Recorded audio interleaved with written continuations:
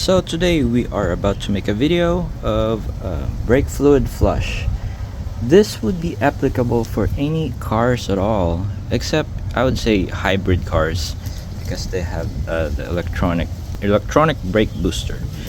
So any cars pretty much. It may be Asian cars, American or European cars.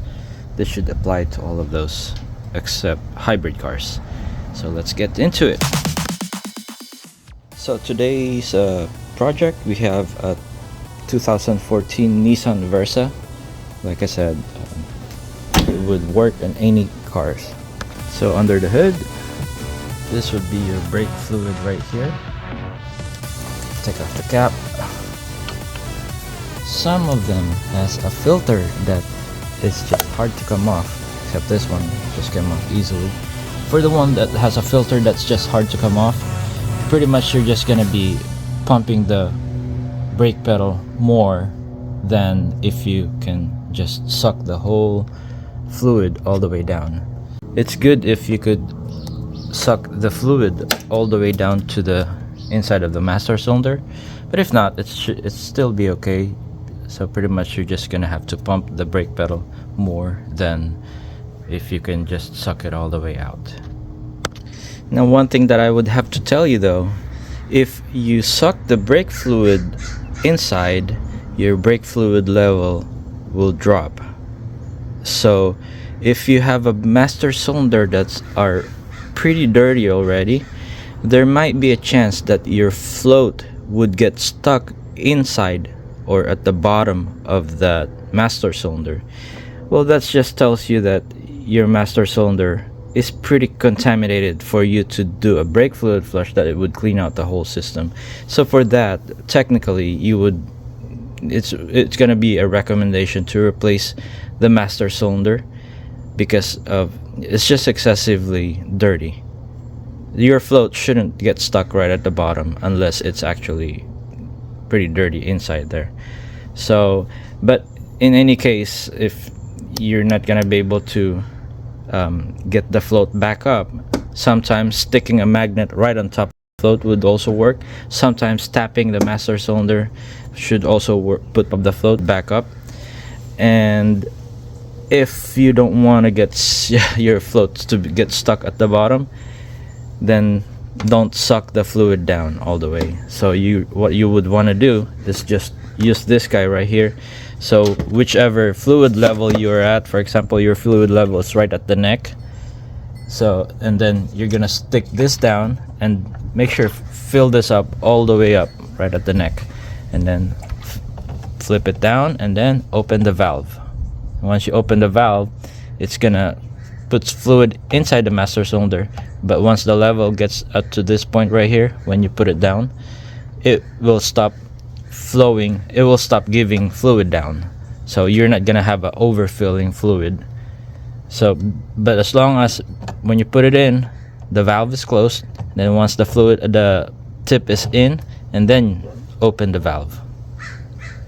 That way, that's the time that it will start giving fluid into the master cylinder.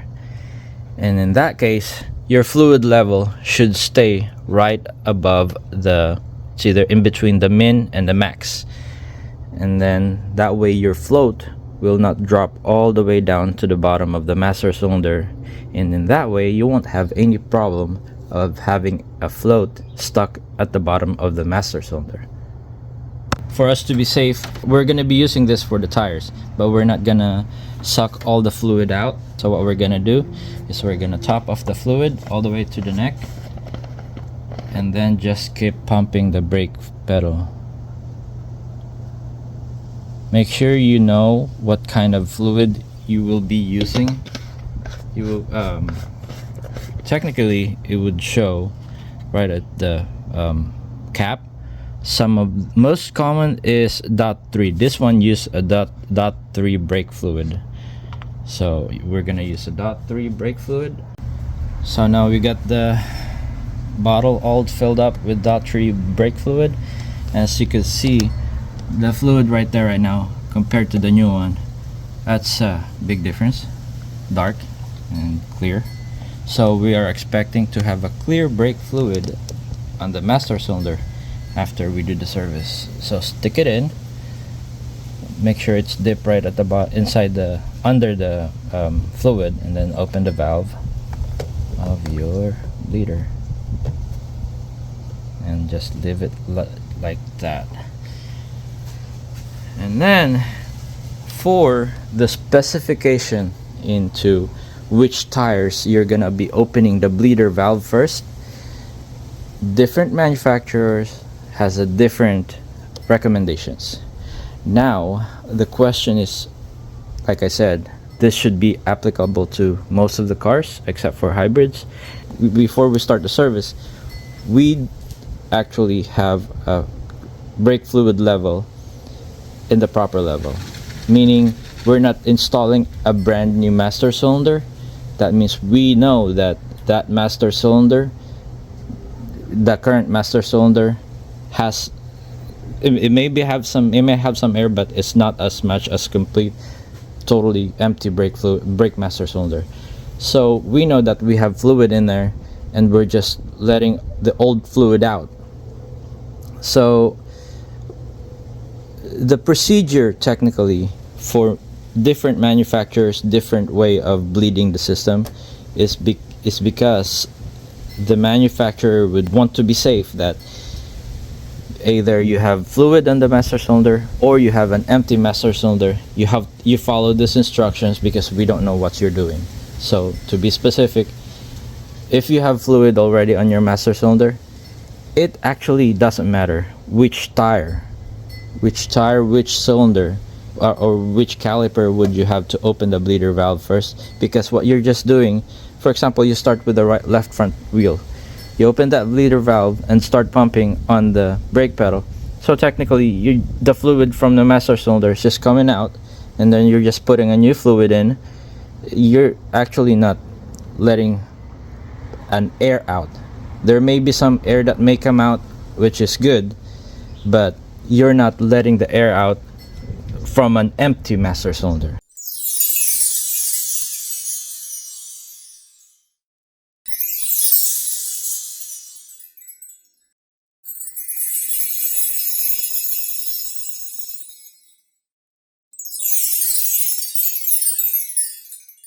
So if you get what I'm trying to say, so you're just pretty much pushing the fluid out and replacing it with a new one. If there may be some moisture that gets stuck inside, it would come out at the same time. I'm gonna start the car, that way I could turn the wheels to the right and be able to access the caliper on the left front easily without me taking off the wheels. So right here, this car, the caliper on this car is basically on the front. So since we have the caliper in the front, let's just start on the right front then. This way we have the caliper right here, and your bleeder valve is, so this is going to be your bleeder valve. So just pop off that rubber cap.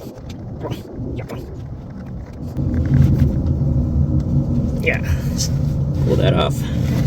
So right there we have an 8mm wrench. This time we're gonna be using this thing right here. What we're gonna do is break loose that bleeder valve. Let's use an 8mm bleeder screw.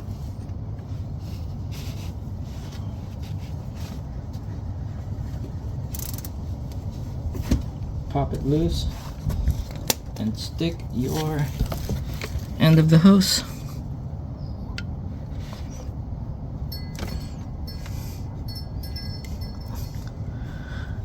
Stick it in and kind of twist it to open it up more.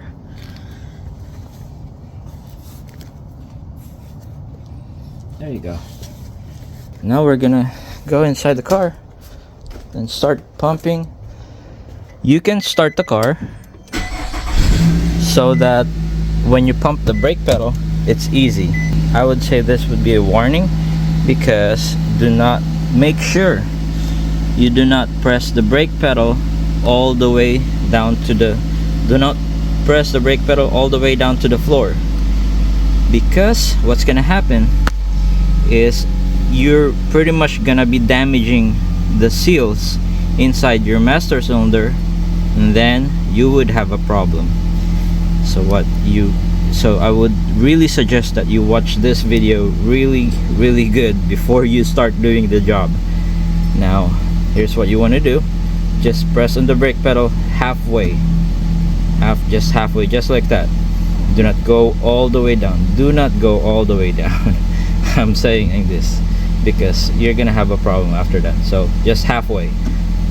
I'd say about good on the front, good 25 pump should be good enough, and then about 35 pumps on the rear. But we have 2 already. 3, 4, 5, 6, 7, 8, 9, 10, 11, 12, 13, 14, 15, 16, 17, 18. I'm gonna stop right there real quick.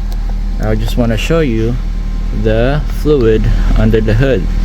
At the same time that I'm pumping it, you're gonna see some bubbles moving up. That means it's putting fluid inside the master cylinder, while the fluid that's inside is coming off the bleeder. So it's putting some fluid in while we're pulling the fluid out from the bleeder.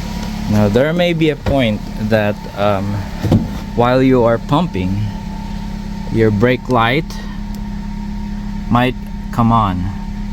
If that turns on, stop pumping and double check your fluid under the hood if you have enough fluid under the hood. So we got 25 pumps. Check the fluid at the master cylinder. It went down, so we're just gonna make a big squish on the bottle to fill it up faster.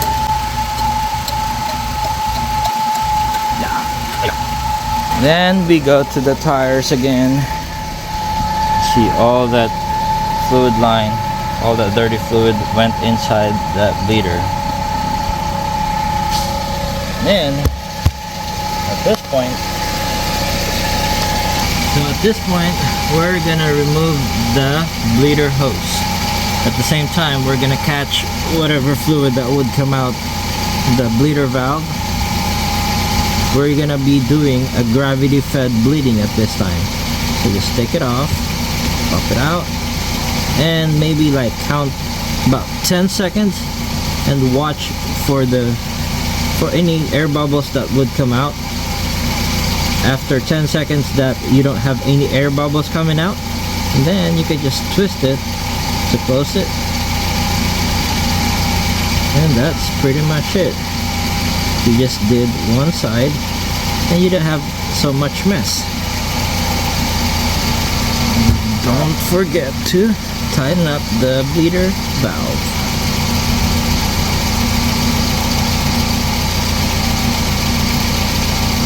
Just a good snug. Doesn't need to be very tight. Install the rubber cap back.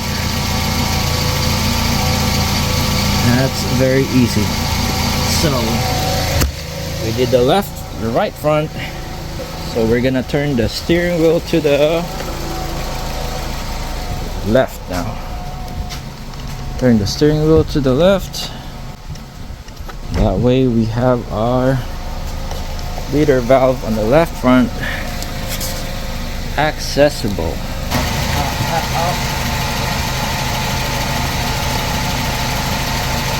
Turn up the bleeder valve.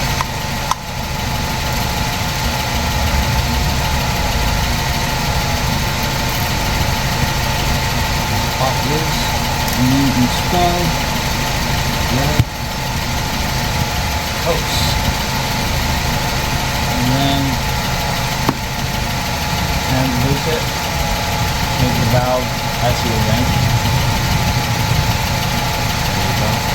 I'm gonna leave the camera in there, and I'm gonna start pressing on the brake pedal. That way you can see what's happening.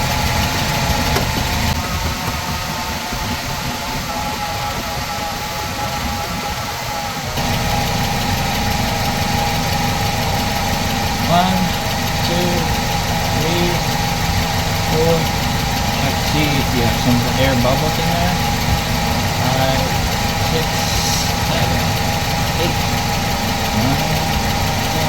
That should be enough. Now close it back up. There we go.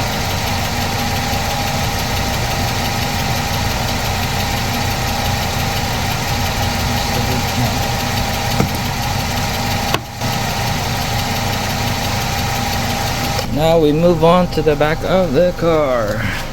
Double check your fluid level.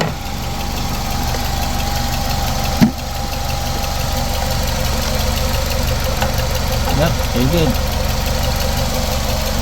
Our fluid level is getting low, so we make sure we top that off also when we go to the back, especially when on the back we're gonna be pumping more than how much we front on the front. See how much fluid we got already. It's just from the front.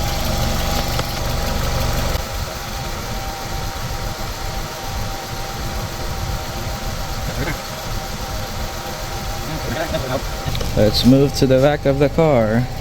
I choose left rear.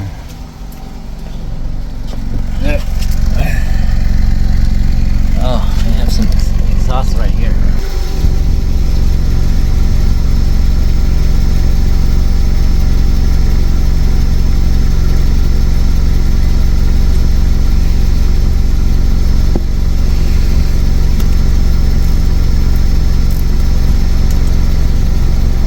Also an 8mm. Most of them are just an 8mm or a 10mm bleeder valve. Some models would have an 11mm, which is very odd. So I just break loose that and then put the hose in and turn it up. That way your bleeder valve is actually start opening at the same time. So crank it open.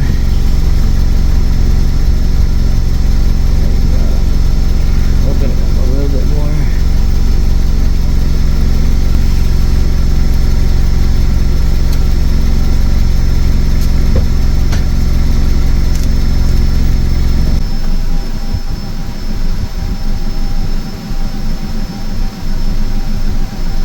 Move the bleeder hose and let it drip 10 seconds. 3, 4, 5, 6, 7, 8, 9, 10. And close the valve. Pretty clean. We're not making any mess at all. Who needs a brake cleaner?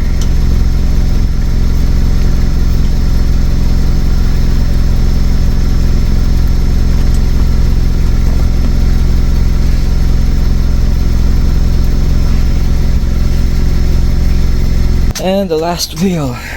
If you want to do the spare tire, it would be great too, if there is a caliper in there.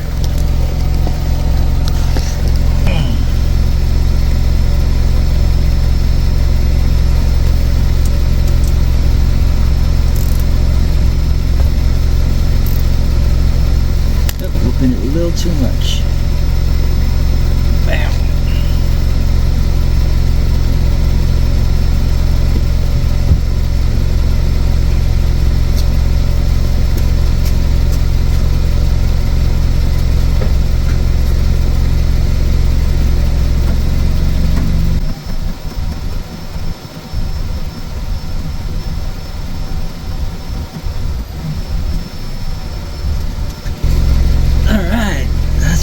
Easy.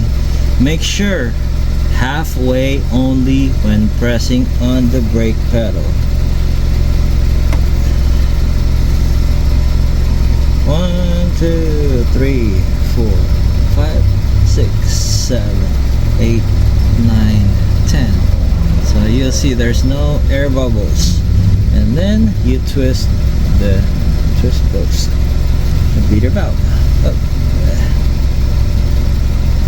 Pretty clean.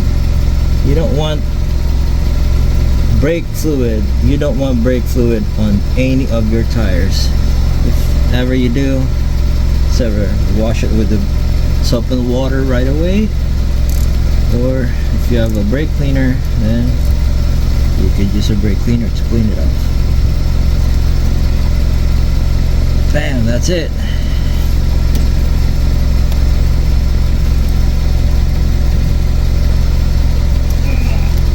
That's it. Look how much fluid I got out of that master cylinder. I mean, I got out from the whole system.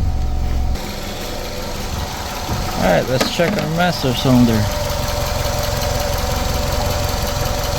Stop it off. Max line is right here. So top it off. Yeah.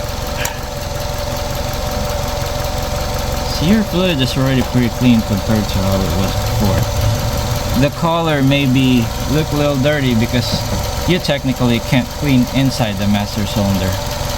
You don't really want to get your brake fluid really dirty before you do your brake fluid flush, because those moisture or those dirt that just stuck it inside of their master cylinder reservoir, you can't clean them off really good. So that's pretty much it. That's your brake fluid flush. This should be applicable for any car, any model, as long as it's not hybrid.